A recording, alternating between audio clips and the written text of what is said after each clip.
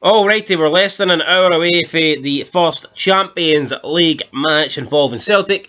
The starting 11 has been announced, and we've got it right here on Fog Football. So, I mean, no surprise really. I think that Brendan Rodgers has announced the starting 11 that we were all expecting.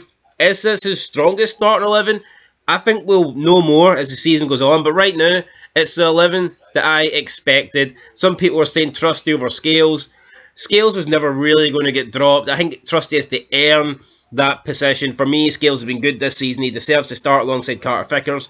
I can't imagine Rodgers would change it going into this massive game. So, yeah, Schmeichel and Nets, that's a no-brainer. I think the back four again picks itself. Some people would argue maybe Trusty, but I can understand 100% why Scales is in there.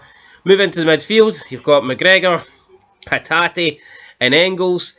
I'm not surprised. Look, Celtic spent £11 million on Engels.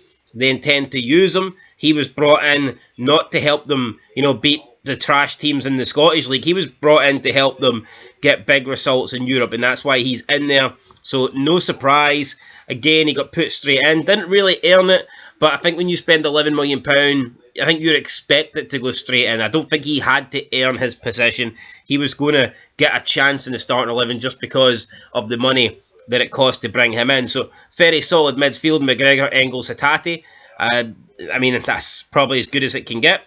And then up front, Kyogo, no surprise. Maida, no surprise. And Kuhn on the right. In my opinion, no surprise either. Some people might be saying Forrest or whatever, but nah, man, I think it was always going to be Kuhn. So, I mean, this is the 11 that I expected to be picked, and it is the 11 that Rodgers has picked, and I think it's probably Celtic's best 11 on paper. It's a strong side. Even the bench is pretty strong as well. You got Palmer on there, Forrest on there from like a wing perspective if they need to bring on players. Midfield, you've got Bernardo and McCowan who can come on.